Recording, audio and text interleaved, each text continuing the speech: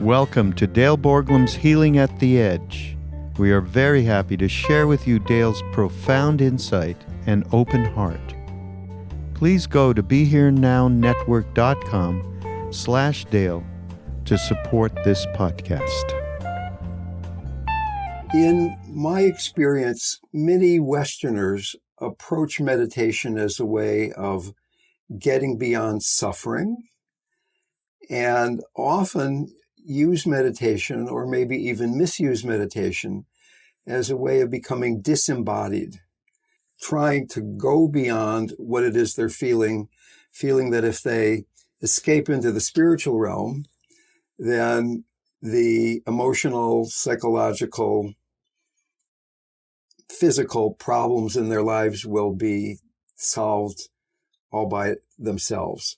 And it turns out that that rarely works, that for most of us, healing happens by being in the body, being in the emotions, and bringing a meditative viewpoint to being with what it is that might be difficult.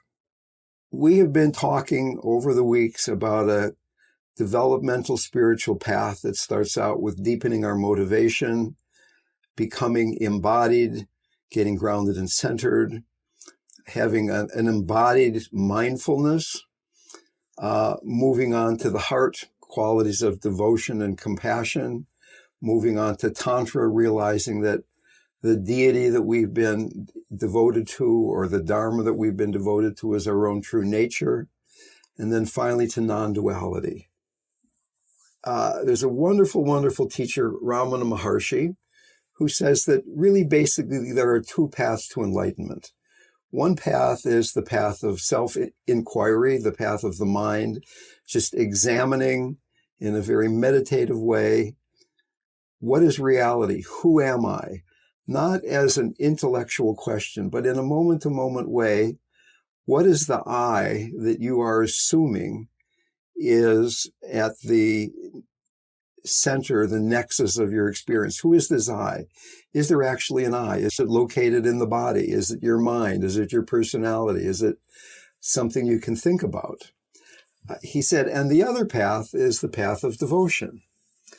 And I'm actually feeling that because he was an Indian saint living in the middle of the last century, that he was really not seeing that for Westerners, there might be even a third path to freedom, which is the path through the body, and not realizing how disembodied people in the West and increasingly people in the East are becoming disembodied through our interaction with media and electronics and just modern culture.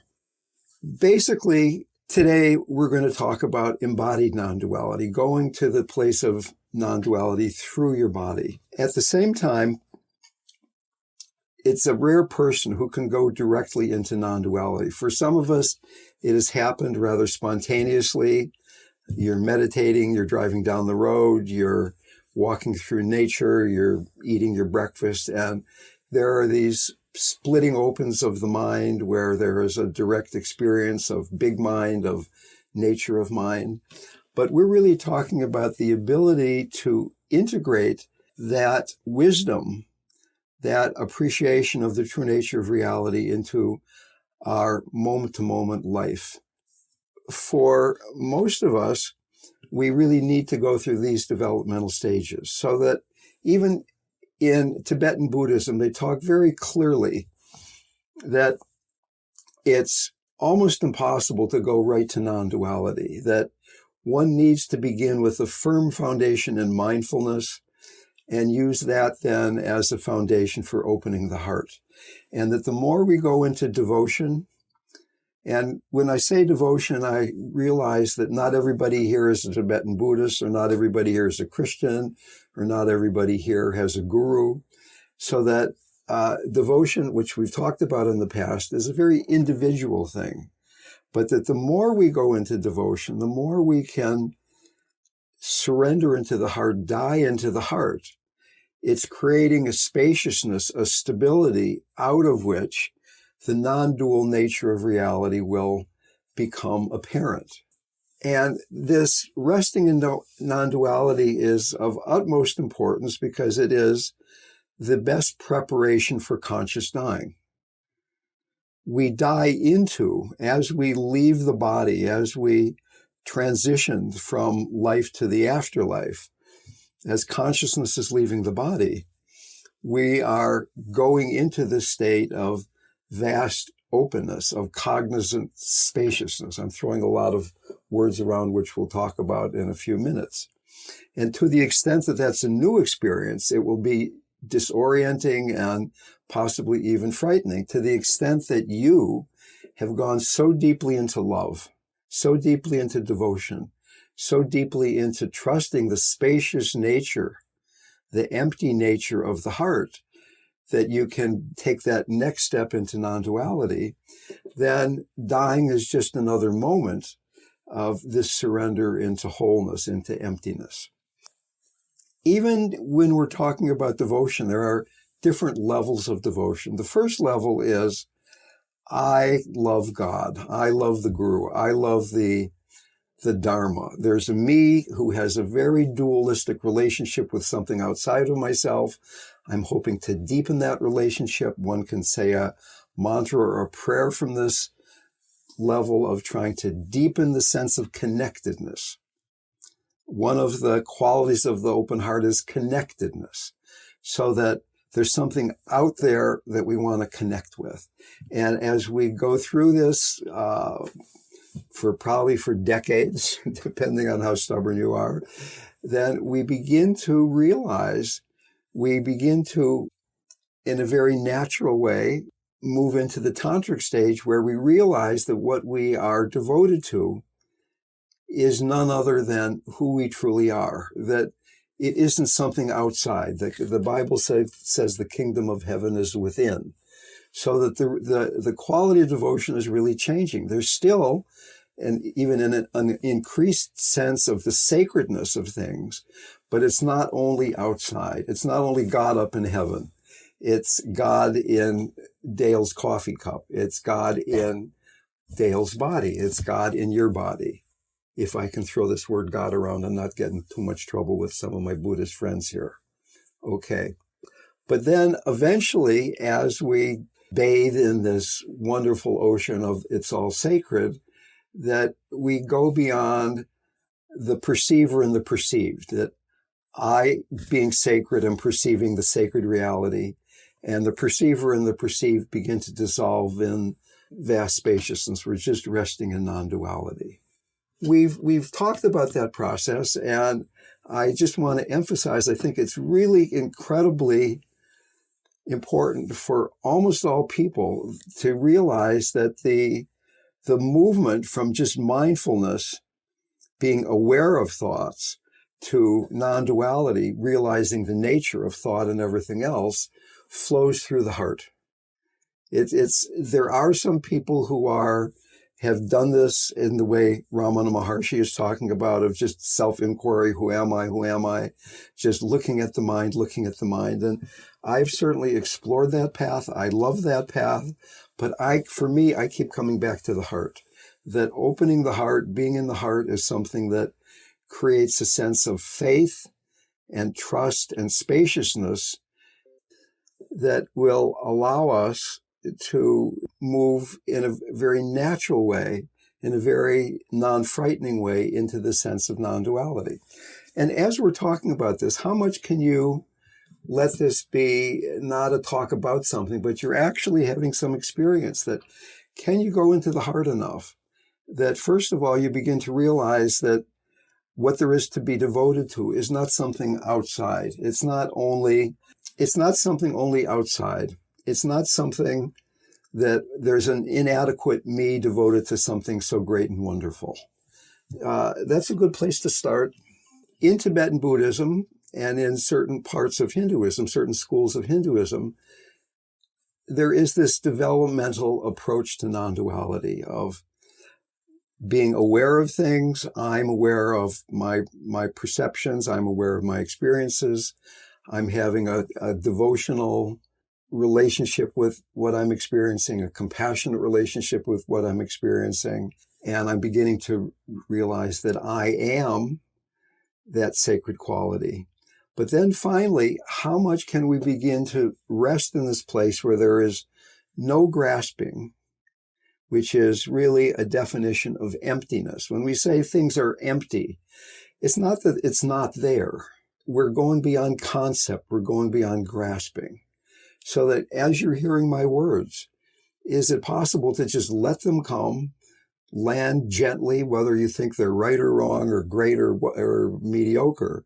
Just the words are coming. There's not you listening. There's not me talking. There's just this experiencing going on. As well, though, a lot of these traditions say that it's very difficult to rest there, and that initially it's really useful to intersperse periods of resting in this non-dual spaciousness with more focused practice. And then we begin to merge them, to mingle them. So that just for a minute now, can we all go beyond identified with somebody who's listening in your room, front of the computer or the phone,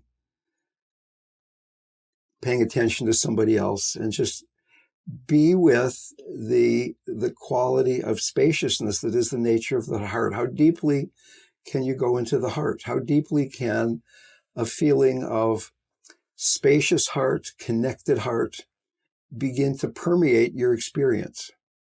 You're not feeling you need to get something. You're not feeling there's something out there that isn't available unless you try harder. But that in fact, just by going into the heart, going into this quality of spaciousness, this quality of beyond grasping, that all will be revealed, all will be given, all will be received. What we're talking about here is receiving the feminine's blessing in each moment, that we are in this earth, we are in a body, and can we receive the blessing? And then can we begin to even deepen that so that it's not something we're taking in, but it's who we are. That it's not only the sacred out there, but it is our nature. There's no impurity. There may be evil in the world. That's a debate for another time. There may be all kinds of philosophical notions to talk about. But there is a level of consciousness, there is a level of reality in which it is all sacred, when there is nothing that is lacking. It's all here. And from that point then, can we begin to rest in the gap, in the space between? Now, we're not using the body yet. We're just going directly to that place from the heart. Can we just let go of perceiver, perceived? What's there when I'm not talking? When I am talking? What is it that doesn't change? What is it that doesn't change from moment to moment to moment?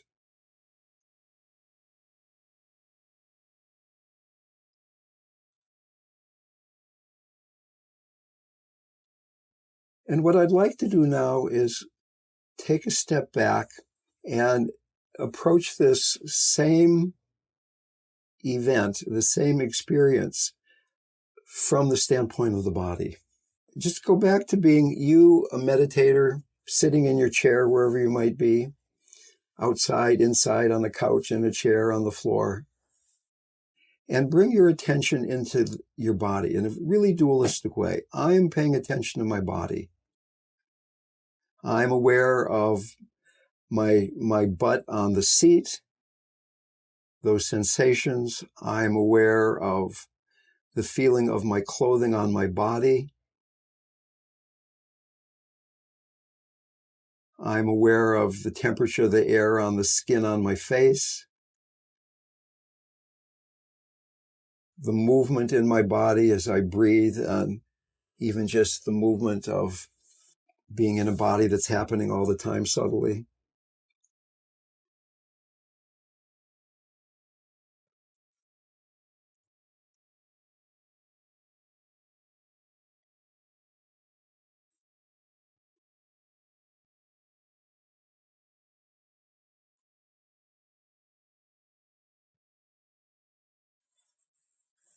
And see if you can then begin to become aware of your whole body at once.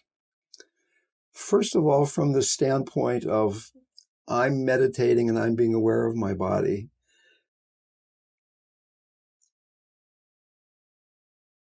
But letting this dissolve then into just being the awareness.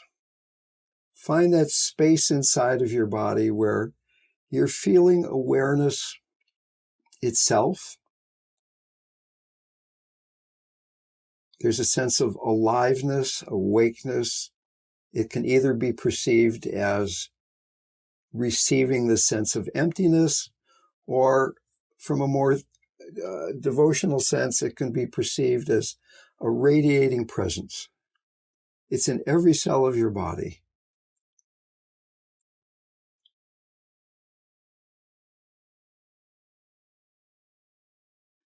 And can you begin to perceive not only the space inside of your body in this way, but begin to perceive the space around your body continuously? There's no border at the edge of your skin. There's consciousness in your body. There's consciousness around your body. And in fact, there's consciousness in the room that you are, and if you're outside, just in the local immediate area.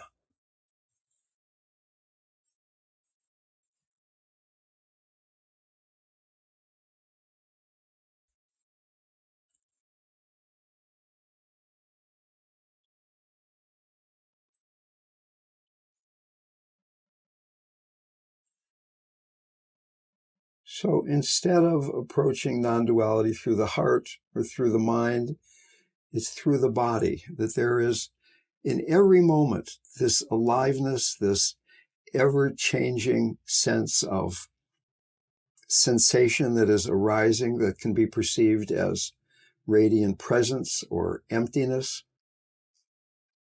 But letting go of any sense that I need to do this better, there's something I am paying attention to, but just being with the consciousness as it is with sensation in the body.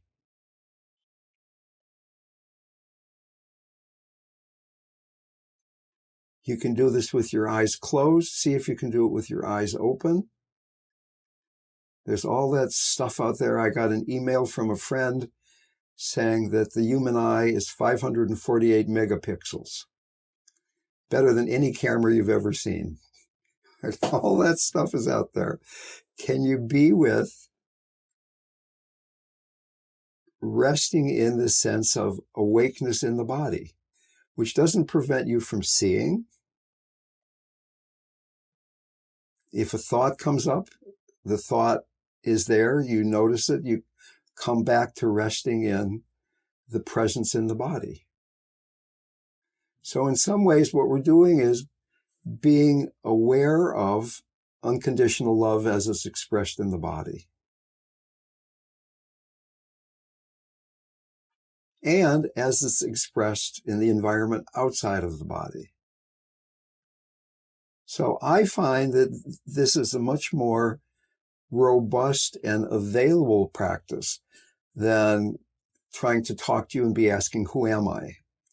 Or even having some relationship with the divine. Sometimes when I'm talking to a person, it's like God talking to God, and that feels really lovely. But just the sense of resting in wholeness as expressed through consciousness in the body, I find one of the most available. And you may begin to notice at times that there are places that you have a hard time feeling. I did a decade or more of intense body meditation, body scanning. And as I'm talking to you, you have to leave what we were just doing, just see if you can stay there. And it was only after I got to some somatic therapy that I realized that I couldn't even feel my lower belly. I was so good at avoiding feeling it that I didn't even know I wasn't feeling it. There are places in the body where everything is locked. In Buddhism, they say the unconscious is the body. The body is the unconscious. One of the latest books about post-traumatic stress disorder is called The Body Keeps the Score by Bessel van der Kolk. Everything is in the body, so that the body is the microcosm of the earth is the macrocosm of the body. And by being in the body, we get in touch with those places that need to be released, so that you'll be resting in the spaciousness of the body, and a bunch of thoughts or images or emotions will arise. That's fine. It's not other than the healing process. Even difficult emotion or sensation is just as much pure consciousness as feelings of devotion or pure perception of consciousness in the body. So embodiment can be experienced either as this radiating sense of presence, or it can be experienced more as just pure consciousness emptiness, depending on your mood or your path. Sometimes I experience it as one, sometimes as the other. And that you might find that certain parts of the body have certain metaphorical messages. The shoulders when you're feeling responsibility, the chest about grief and love, obviously, the belly, guilt and shame. In Sufism, there are 5 heart centers. There's the center of the chest, the left of the chest, the right of the chest, the lower chest, the upper chest. Each of these have a certain quality of energy that one can begin to experience. You don't have to try to seek these things out if that's not your path, but just being aware that each part of your body is holding a certain relationship with the universe, if you will. So that particularly the torso carries a lot of unconscious stuff, a lot more than in your elbow or your foot or your toe or your ear. But a lot of unconscious material gets shoved into the torso in one place or another. So inhabiting the body in this way will begin to uncover those places that need to be met with love and compassion. We look at sensation in the body, see this vibrant nature, this nature of pure consciousness, and then we let go of the looker. No effort at all. You're just resting in seeing the way it is. You're not doing anything. You're not receiving anything. You're just resting in this experience of consciousness as it's arising in the body. And you just stay there. There's no need for mindfulness. There's no need for any effort at all. And when we get lost then in an experience, an emotion, a thought, a sensation arises, a little effort is needed. Pay attention to that. Can we see also then the consciousness that is manifesting as that, and come back to just seeing the way it is? We're not looking for a particular thing because it's emptiness. We're resting in emptiness. And I understand that it's a little tricky to say that we're paying attention to something that's not a thing. Right? Okay. But at the same time, from a fundamental level, there aren't things. It's all consciousness. I was leading a group on Wednesday night, and we were having a rather similar discussion. And I said, feel the consciousness in your body, feel the consciousness in your clothes on your body. And at the end of it, this person said, who's a scientist, she said, but clothes aren't conscious in the same way.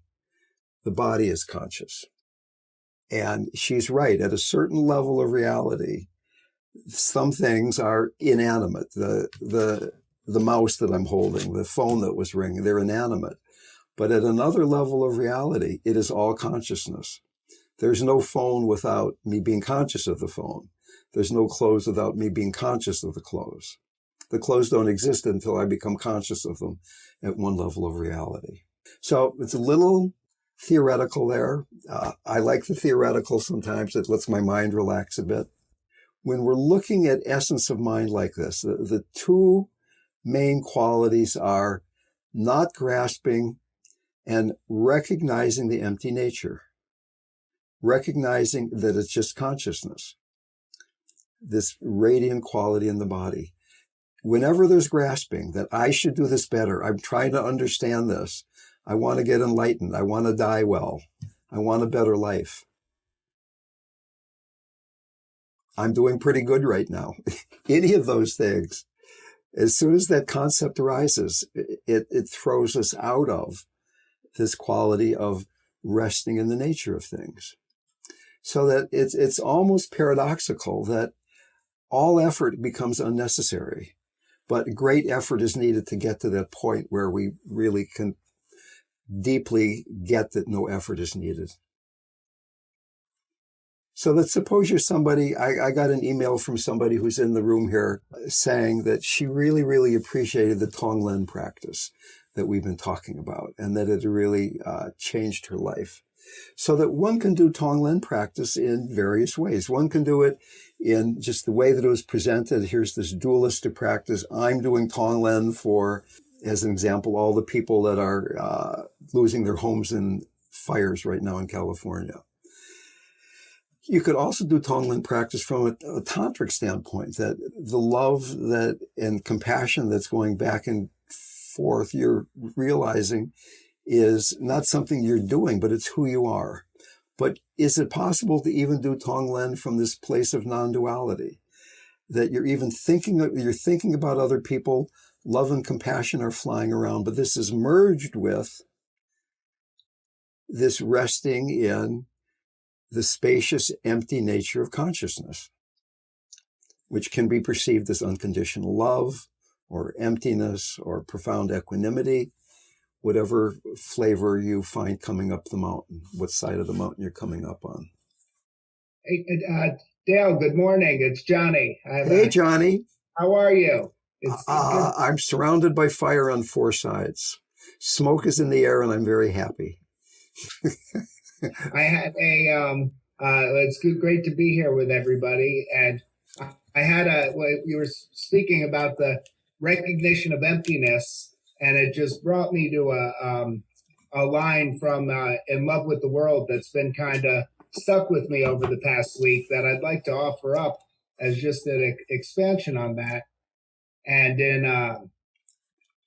it, he writes, the recognition of emptiness does not mean that we walk away from our roles in society or live without worldly responsibilities, but we have a choice about where to place our awareness. With the wisdom generated by the recognition of emptiness, we can change our relationship to circumstances, even to those that cannot be changed. So that was one that had been sitting with me a little bit. And when we were talking about that, it popped into my mind, and I just wanted to share that with the group as a little extra thought. Thank you, Johnny. So Johnny mentioned the book In Love with the World. It's a wonderful book by a guy named Mingyur Rinpoche, who is the brother of Tsoni Rinpoche, who was one of my main teachers when I had teachers before I became a father and dropped out of the retreat racket there for a while. It's a wonderful book where he intersperses an interesting story about him throwing away his Tibetan robes and becoming a wandering mendicant in India with a lot of dharma. And basically, he is talking about non-duality. His father was the greatest teacher of Dzogchen in the latter part of the 20th century. So imagine your father being your guru and all the problems that solves or doesn't solve, depending on how you look at it. Highly recommend that book. And in fact, on I have a podcast, as you know, and one of the other channels on that podcast is called Mind Rolling with Raghu Marcus. And one of his podcasts, maybe 6 months ago, was him doing an interview. He and Krishnadas interviewed Mingyur Rinpoche. It's a wonderful interview. And it's really wonderful at times to just have a direct experience. I guess it's not quite direct, it's through the computer, but of just seeing somebody, hearing somebody talk who's a really awake being. I mean, a little awake. I'm not claiming I'm Mingyur Rinpoche here. Just to be with somebody who's as free as he is really a blessing. Deborah had a question. She said, unconditional love, ? Is that possible between humans? And the answer is yes. Next question. I've been with people who are living that moment to moment. It is the end of the path. Once again, Nicholas wanted to talk about the divine feminine. And we can really look at, from a spiritual standpoint, even a tantric standpoint, that the world is the mother. Or we can see God as the mother. And imagine a lot of you are mothers, some of you are fathers, some of you don't have children, but see if you could imagine being a mother with a newborn baby, how you would do anything to protect this baby, to nurture this baby. That is the kind of love that consciousness, the universe, has for each of us. Now, at the same time, this mother has a ferocious side, a wrathful side, as well as this protective side, because what's wanted here is freedom. And sometimes it takes going through the difficult stuff to get to the softness. So like, for instance, Kali, one of my favorite deities, is this incredibly ugly, frightening goddess who has a girdle of severed arms, a necklace of skulls, and she's holding a skull with blood in it. What it is she's destroying is all of our impurities, all of the attachments, all of the places where there's grasping. But if you love Kali enough, it's revealed that she is incredibly beautiful. Can you love that form that is as frightening as somebody with a sword in one hand and holding a cup of blood in the other hand, with her mouth open, dripping blood, and yet she's the embodiment of love. Now, that's a bit graphic, it's a bit maybe intense, but at the same time, moment to moment to moment, we pull back from resting in this wholeness. And at that point, can we surrender to the mother? Can we see that this too is the mother? And love the beauty that's within that. And going back to Deborah's question, I remember once, and I've probably told this story 5 times to this group, but we were sitting with Maharaji, and Ramdas was having a particularly difficult day. And he came to Maharaji and said, Maharaji, I feel so impure. I'm so angry at these people. And Maharaji looked up his sleeve and said, I don't see any impurity. So that, can we look around the room and we can see, oh, there's suffering in that person's face, and you can see the uncried tears in people's faces. But can we also see that which is radiating in each of us? Is it possible to go to that unconditional place where we're going beyond the differences? We're resting in the unconditioned. And for most of us, we do that at times. You do it sometimes when you're out in nature. You do it when you're hearing a piece of music. You're doing it when you're with somebody you really love a lot. And in one way, the practice is extending who you love to everybody. You love yourself, right? You begin to realize that everybody is yourself. You want to be happy. Can you want everybody to be happy? Is everybody different from you? There are libraries of books from Christian traditions, Hindu traditions, Jewish traditions, Islamic traditions, Judaic traditions, talking about this end stage of the path of enlightenment, of merging into oneness, being one with the source. And certainly the descriptions are different. I have come to this through some combination of a devotional path and a Tibetan Buddhist path. And what they say in Tibetan Buddhism is that there are 2 qualities that are the essential nature of a completely open mind. There's the knowing quality of pure, complete awareness, and there's the empty quality of emptiness. It's not that things don't exist, but that they are empty of concept. I'm empty of concept, you're empty of concept. As soon as we get caught in concepts, we're thrown out of this state of union. Okay, it doesn't mean you can't think, but you're not lost in concepts. The mind is just thinking. There's not concepts about thinking, okay? I don't know if that makes sense. On the other hand, you can get to this place by going so deeply into devotion that you merge with the beloved, and the beloved can only be everything. And you're resting in this profound sense of spaciousness and non-grasping, coming through the path of being love. And it has a different feeling to it. But it's the same, it's the same.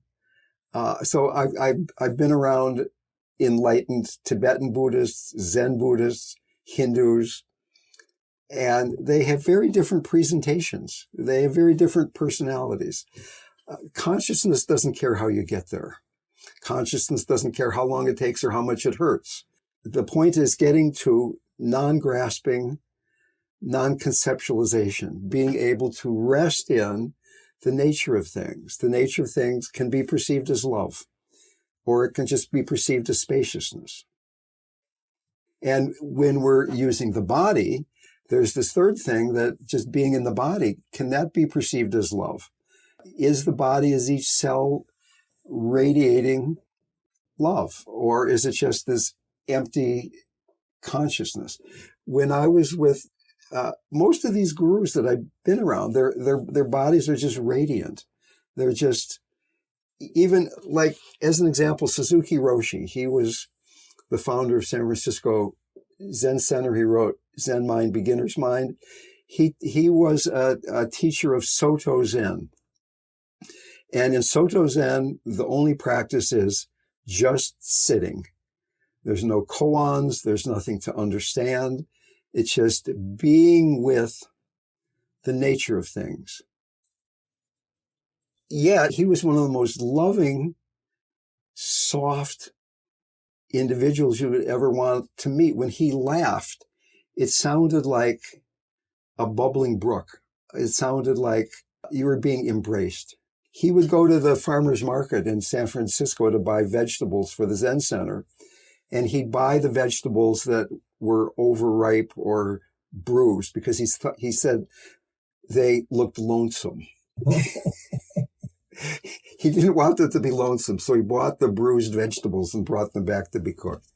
He didn't try to find the perfect one. He got the damaged ones. And he was not working with his heart at all. He was just sitting looking at a wall for several decades. There's another question from Dev. Julianne said, I find it easier to rest in spaciousness in a quieter environment. Is it possible to be in this spaciousness in a crazy city, in a crazy job? Yes, it is. It's certainly, for many people, this is a gradual path where you go off and you do some retreats, you find some quietness. Many teachers say that solitude is an important quality on certain stages of the path. But there are people who have awakened spontaneously in the midst of chaos. The basic path here is the path of non-grasping. And when you're not in nature, when you're in an urban environment where there are advertisements and storefronts and automobiles and people dressed in certain ways that are designed to get your attention, it is more challenging to go beyond grasping.